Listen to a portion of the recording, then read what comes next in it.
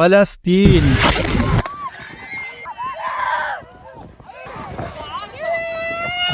Palestinians. We have another session of violence here. Israeli settlers. فلسطین صرف آج کا مسئلہ نہیں بلکہ پچھلے 3000 سال پہلے سے اس کو قبضہ کرنے کے لیے لڑائیاں چل رہی ہیں۔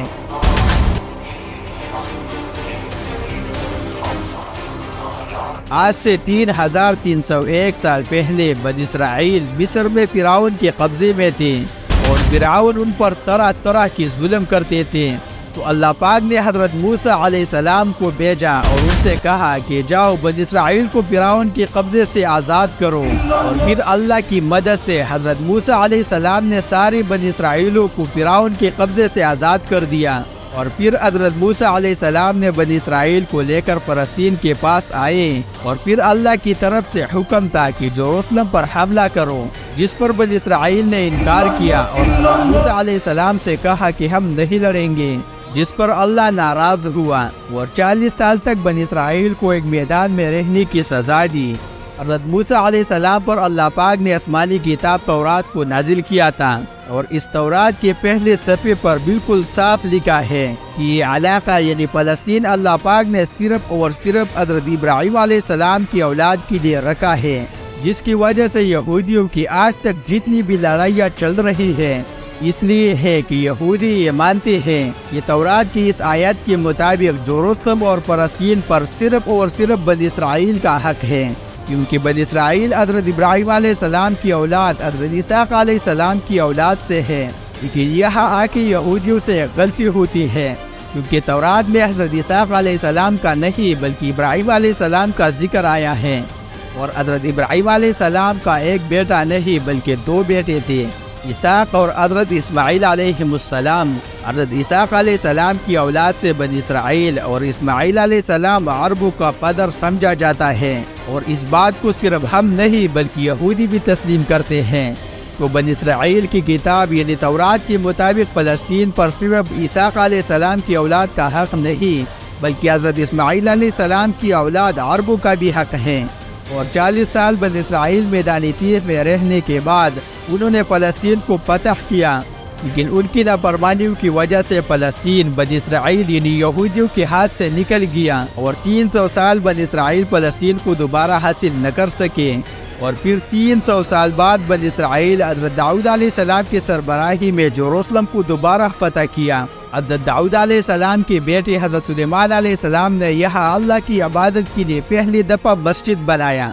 جو ہم آج بیت المقدس کے نام سے جانتے ہیں۔ حضرت سلیمان علیہ السلام کے بعد بنی اسرائیل نے فلسطین پر 400 سال حکومت کی، لیکن 400 سال بعد عراق کے ایک بادشاہ بخت نصر نے فلسطین پر حملہ کر دیا اور یروشلم کو تباہ و برباد کر دیا، اور ہزاروں کی تعداد سے یہودیوں کو شہید بھی کیا۔ بخت نصر نے حضرت سلیمان علیہ السلام کی بنائی ہوئی مسجد یعنی بیت المقدس کو بھی تباہ و برباد کر دیا، اور یہودیوں کے نوجوانوں کو غلام بنایا اور پورا شہر ویران کیا، اور پھر بخت نصر نے یہودیوں کو اپنے پاس عراق لے گیا، اور 70 سال تک یہودی عراقیوں کی غلامی کرتے رہے، لیکن 70 سال بعد عراق پر ایران نے حملہ کر دیا۔ ایران کی بادشاہ بہت نیک تھا، جو ہم آج ذوالقرنین کے نام سے جانتے ہیں۔ ذوالقرنین نے ایران کو فتح کیا، اور وہاں جتنی بھی یہودی تھے ان ساروں کو آزاد کر کے واپس فلسطین بھیجا، اور ان کو بہت سارا مال بھی دیا، اور ان سے کہا واپس جاؤ اور حضرت سلیمان علیہ السلام کی مسجد دوبارہ بناؤ،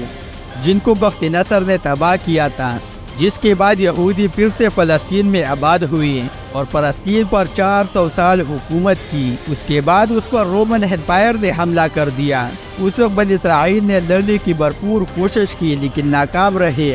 اور رومن امپائر نے ہزاروں بنی اسرائیلوں کو شہید کیا اور ان پر اتنا ظلم کیا کہ اس سے پہلے بخت نصر نے بھی اتنا ظلم نہیں کیا تھا۔ اور رومن امپائر نے بیت المقدس کو، جو پہلے حضرت سلیمان علیہ السلام نے بنایا تھا اس کے بعد ذوالقرنین نے بنایا تھا، اسے دوبارہ تباہ و برباد کر دیا، اور اتنا سخت ظلم کیا کہ یہودی غاروں میں چھپ گئے۔ رومن امپائر نے اپنا حکومت قائم کیا اور بنی اسرائیل کو پوری 600 سال تک باہر نکال دیا۔ رومن امپائر نے فلسطین پر 600 سال حکومت کی، اور 600 سال بعد رومن امپائر نے ایک ایسی غلطی کی جو اسے کبھی نہیں کرنا چاہیے تھی۔ رومن امپائر نے عرب میں مسلمانوں کی حکومت پر حملہ کرنے کی کوشش کی، لیکن عرب میں اسلامی حکومت اتنی جلدی اور تیزی سے پھیل گیا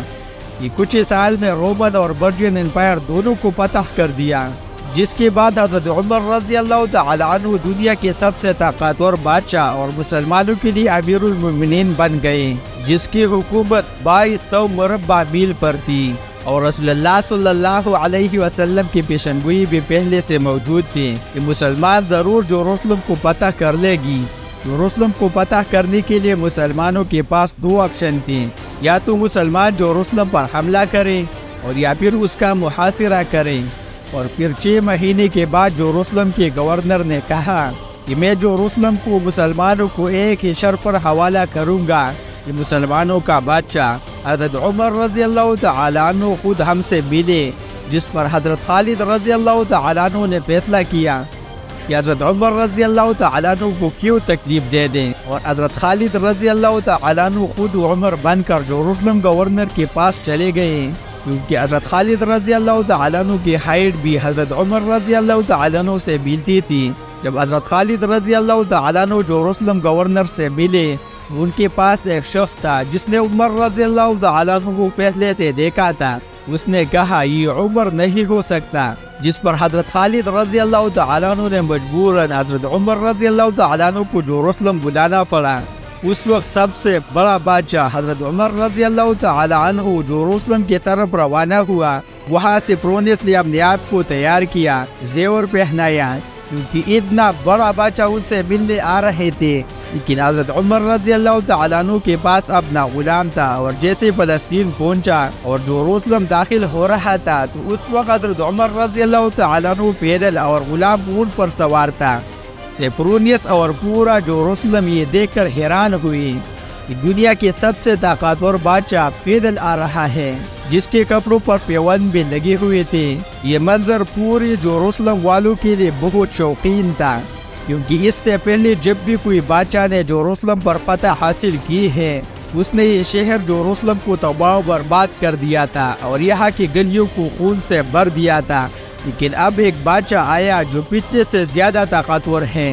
اور سادہ لباس میں بغیر کسی فوج کے، ایسا اس سے پہلے کبھی بھی نہیں ہوا۔ حضرت عمر رضی اللہ تعالیٰ عنہ نے تمام مذہب کو آزادی دی اور بغیر کسی جنگ سے سیپرونیس نے یروشلم حضرت عمر رضی اللہ تعالیٰ عنہ کو حوالہ کیا۔ سیپرونیس نے یروشلم حوالہ کرنے کے وقت حضرت عمر رضی اللہ تعالیٰ عنہ کو یہ شرط رکھی تھی کہ مسلمان یہودیوں کو یروشلم آنے کی اجازت نہیں دیں گے، لیکن حضرت عمر رضی اللہ تعالیٰ عنہ نے ان کا یہ شرط نہیں مانا اور یہودیوں کو بیت المقدس آنے کی اجازت دی۔ اور اسی طرح پہلی بار یروشلم حضرت ابراہیم علیہ السلام کے بیٹے حضرت اسماعیل علیہ السلام کی اولاد کے پاس آیا۔ اس کے بعد مسلمان، یہودی اور کرسچن 350 سال تک مکمل امن کے ساتھ رہے۔ 350 سال بعد کرسچن نے پوری یورپ سے فوج جمع کر کے دوبارہ یروشلم پر حملہ کر دیا، اور اس وقت مسلمانوں کے آپس میں بہت سے لڑائیاں چل رہی تھی، جس کا فائدہ اٹھاتے ہوئے انہوں نے یروشلم کو آسانی سے فتح کیا۔ اور یروشلم فتح کرنے کے بعد مسلمانوں اور یہودیوں پر اتنا ظلم کیا اور ہزاروں کی تعداد سے مسلمان اور یہودیوں کو شہید کر دیا، اور مسجدوں کو تباہ کیا، اور یروشلم کی گلیوں کو خون سے بھر دیا، اور اس نے بیت المقدس ایک محل میں بدل دیا۔ یہودیوں کی عورتوں اور بچوں نے اپنے آپ کو گھروں میں بند کر دیا تھا، لیکن کرسچن نے ان ساروں گھروں کو آگ لگا دی اور ان کے بچوں اور عورتوں کو زندہ جلایا۔ کرسچن نے یروشلم پر 90 سال حکومت کی، لیکن پھر 90 سال بعد مسلمانوں کے ایک بڑے بادشاہ سلطان صلاح الدین ایوبی نے پوری دنیا سے مسلمانوں کے لشکر کو جمع کر کے یروشلم پر حملہ کر دیا اور کرسچن کو شکست دے کر یروشلم فتح کیا۔ اور اس وقت سارے کرسچن کا یہ خیال تھا کہ اب سلطان صلاح الدین ایوبی ہم سے اسی طرح بدلہ لیں گے جسے ہم نے مسلمانوں سے کیا تھا۔ لیکن سلطان صلاح الدین ایوبی نے حضرت عمر رضی اللہ تعالیٰ عنہ کی طرح سارے کرسچنوں کو معاف کر دیا، پر ایک بار پھر سارے کرسچن حیران ہوئے اور سلطان صلاح الدین ایوبی سے پوچھا کہ ہم نے یروشلم کو فتح کیا تھا تو مسلمانوں کی خون بہایا تھا، لیکن سلطان صلاح الدین ایوبی نے کہا I am not those men. I am Salah al-Din. صلاح الدين سلطان صلاح الدین ایوبی نے دوبارہ ہر مذہب کو آزادی دی اور مسجد اقصی جو کرسچن نے محل بنایا تھا اس نے دوبارہ مسجد بنایا اور ادھر پہلی نماز ادا کی۔ یروشلم کو جب بھی کسی بادشاہ نے فتح کیا اس نے بہت خون بہائے سوائے مسلمانوں کی کہ 2 بار یروشلم فتح کیا اور کوئی خون نہیں بہایا۔ سلطان صلاح الدین ایوبی نے حضرت عمر رضی اللہ تعالیٰ عنہ کی طرح ہر مذہب کو آزادی دی جس سے مسلمان، یہودی، کرسچن دوبارہ امن اور پیس سے رہنے لگے، اور اسی طرح 800 سال یروشلم مسلمانوں کے قبضے میں رہا۔ 800 سال بعد اور آج سے 101 سال پہلے عربوں نے برٹش کے ساتھ مل کر عثمانیہ خلافت کو ہمیشہ کے لیے ختم کیا۔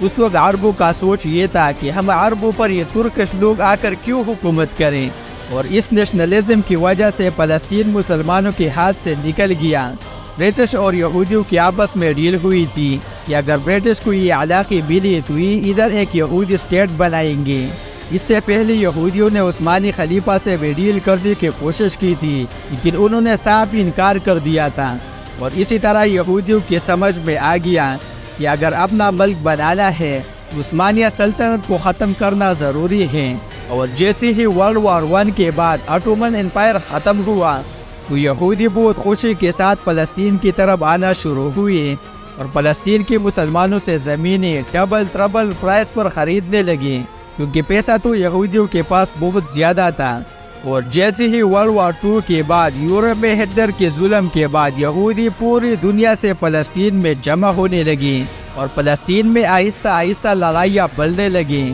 اور اسی کی وجہ سے یونین نے ایک فیصلہ سنایا کہ فلسطین کو 3 حصوں میں تقسیم کیا جائے، ایک حصہ فلسطین، دوسرا حصہ اسرائیل اور تیسرا حصہ یروشلم، جو ان دونوں میں سے کسی کا حصہ نہیں بلکہ یونین کی حکومت ہوگی، جس پر عرب کو غصہ آ گیا اور اسرائیل پر ہر طرف سے حملہ کیا اور عرب یہ جنگ بری طرح ہارا۔ اس ہار کی وجہ سے 40% علاقہ فلسطین کا اور 60% اسرائیل نے فتح کیا، جس کے بعد اسرائیل نے 700 عربوں کو فلسطین سے نکالا، جس کی وجہ سے آہستہ آہستہ یہودی زیادہ اور عربی کم ہونے لگے، اور اس کے بعد یعنی آج سے 60 سال پہلے عربوں نے اسرائیل پر حملہ کر دیا اور پھر سے جنگ ہار گئے۔ عرب ممالک 2 دفعہ اسرائیل سے ہارنے کے بعد ان کے لوگ حکومت کے خلاف ہو گئے اور نیشنلزم قومیت کو چھوڑ کر ایک نئی سوچ کی طرف بڑھنے لگے۔ پھر اخوان المسلمین مصر کے اسکول استاذ نے بنایا۔ اس استاذ کے سوچ کا سب نے پہلے مذاق اڑایا، لیکن دھیرے دھیرے وہ سمجھنے لگے اور اخوان المسلمین میں شامل ہونے لگے۔ حماس بھی اخوان المسلمین سے ایک گروپ ہے۔ اس کے بعد اسرائیل نے یروشلم اور غزہ پر قبضہ کیا، اور ابھی بھی اسرائیل مسلمانوں پر بہت زیادہ ظلم کرتے ہیں اور سارے علاقے اسی کے قبضے میں ہیں، لیکن سارے مسلمان حضرت عمر رضی اللہ تعالیٰ عنہ اور سلطان صلاح الدین ایوبی جیسے لیڈر کے انتظار میں ہیں۔